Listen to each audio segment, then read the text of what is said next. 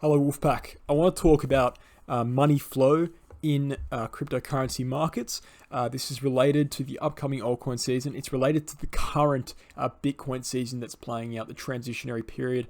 This is not a speculation as to when that will take place. I've made that clear in a previous video about altcoin seasons. You can find that on my channel. I only posted a couple of weeks ago. It's called Altcoin Simplified. This is basically for newcomers and people who are, experienced in the market as well. As a bit of a reminder, I've drawn out this little map here as to how money flows in cryptocurrency, because in order to understand how to invest in cryptocurrency, you need to understand what to invest in and at what time, because this market is cyclical, right? Everything about this market is cyclical. There are certain times where Bitcoin outperforms Ethereum, certain times where Ethereum outperforms Bitcoin, and there's definitely ways in which you can favor, your profitability without even looking into the TA that much, right? And we can look here, and we've got the Bitcoin dominance chart up as well. I'm going to keep this as simple as possible. I want to make this a short video because this is meant to be a snap. Take a photo of this chart, screenshot this chart, pin it to your wall, pin it to your desktop, whatever you want to do. I've drawn this out. This is the market cycle this is the market cycle theory of the cryptocurrency market. This is how money flows, I should say. It's the money flow theory of the cryptocurrency market. What we see, generally, and I'm going to give examples in this chart.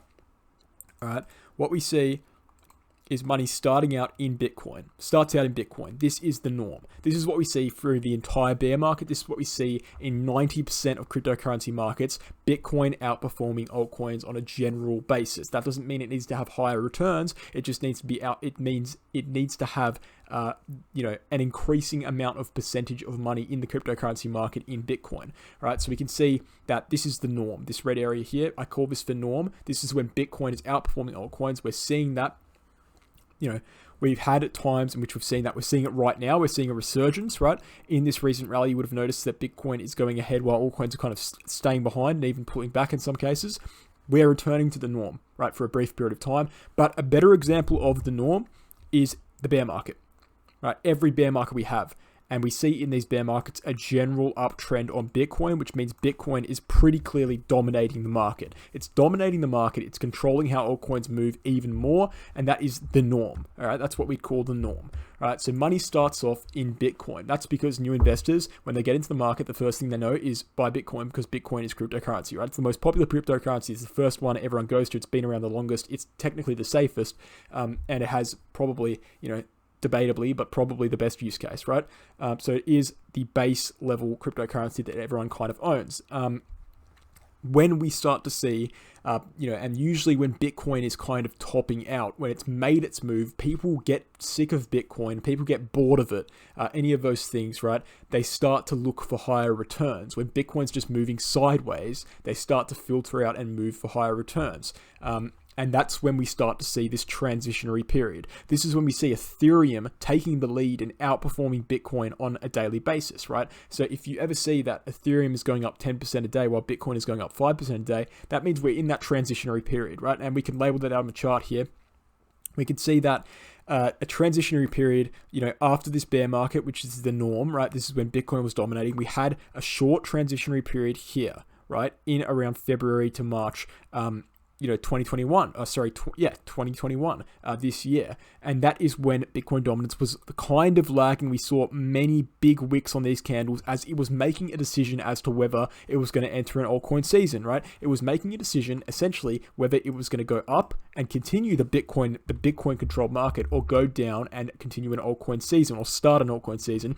This is a period where Ethereum was pumping, but altcoins were still lagging behind, right? We ultimately made the decision to go downwards, and that is because Bitcoin was doing nothing notable. If Bitcoin spiked up 20% in one of the days, Bitcoin dominance would have spiked up as well, as people rushed into Bitcoin, FOMO'd into it, and sold their Ethereum for Bitcoin in seek of higher returns.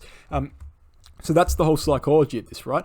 People get bored of Bitcoin, they buy Ethereum. They get bored of Ethereum, they buy altcoins. It's a cycle, and it repeats over and over and over again, possibly endlessly. And we can see that after this transitionary period ends, right, and this is usually a transitionary period. We don't usually see it jump over to Bitcoin, jump over to Ethereum, come back to Bitcoin. No, it's usually a transition. Once we start the chain downwards, the movement downwards, we go all the way down. We head into the altcoin season, right? The altcoin season. And there is a cycle of its own within the altcoin season. It starts out with the larger cap coins, the larger market capitalization coins. These are your Litecoins, your Bitcoin Cashes, your ADAs, your massive coins, big names, everyone knows about them. It starts off with those because those are the most obvious buys, right? People, when they sell their Ethereum and they're seeking higher returns, they're going to buy the biggest names first, right? Once those coins pump, you go to your mid caps, right? People cycle down the chain. They see that, oh, look, my Cardano's gotten too high. It's way too high in the sky. I might take some profits. I might move that money into a coin that hasn't pumped yet. And that usually is less notable coins that people don't know about. So they move into mid caps. And then once those are pumped, they moved into small caps, right? And then once small caps have pumped, right? So the whole altcoin season is finished.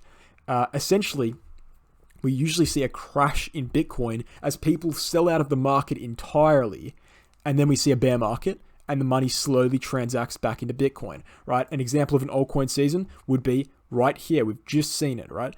We had a sharp drop down in Bitcoin dominance. Bitcoin stayed still. Bitcoin was hovering at 50K to 65K, doing nothing notable, and altcoins were going absolutely parabolic to new all-time highs. I think we're going to see another altcoin season, but that's in another video. I'm going to explain that in another video. I've already explained it in my altcoin season simplified video a couple of weeks ago, so go and check that out. But we had a little altcoin season here. We had a big one here in 2017. It usually happens very fast. It usually happens when Bitcoin is topped out. And then after altcoin seasons, what we generally see is, Bitcoin dominance bottoming out. Basically, people come to accept that everything has pumped to a point where they're very happy to take profits. Usually some sort of bearish news comes out by the market manipulators, and then we enter a bear market in which this money, the Bitcoin dominance, goes upwards, and that represents money cycling back into Bitcoin. And this whole cycle resets, and in the next bull market, it continues, right? And it plays out again. So this is essentially in line with the 4-year cycle theory itself. What I will say about the altcoin season, this is my last point of this video because I want to keep it short, is the fact that when we see these pumps, so first of all, we go into the large caps, then we go into the mid caps, then we go into the small caps, the newer coins, right, the coins with the newer technology, the newer coins will be the first movers, and then the older coins will pump, right? It's just like how people want the new iPhone, right? They buy the new iPhone, and then they think about the old iPhone as an afterthought, right? If the new iPhone gets too, I guess you could say, if it gets too complicated, it gets to this, then they go to the old iPhone, right? But they always want the newer coins first. People are attracted to new things. They want to be in everything that is new. It's just human nature, right? It doesn't really make sense, right? Even if the use case is great on the older coins, it doesn't really make sense. It's just how it works. So we go from the newer larger caps to the older larger caps, go down to the mid caps, the newer mid caps to the older mid caps, go down to the small caps, newer small caps to the older small caps, and then reset over a 3-year period.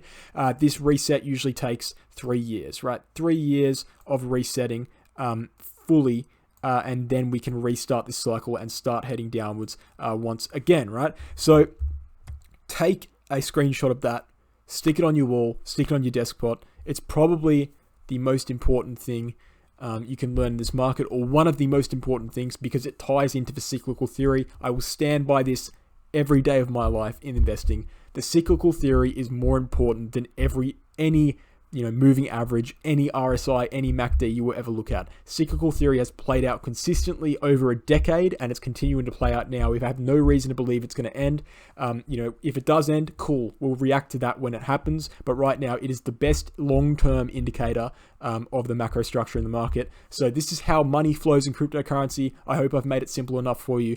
Thanks for watching the video, and I'll catch you in the next one.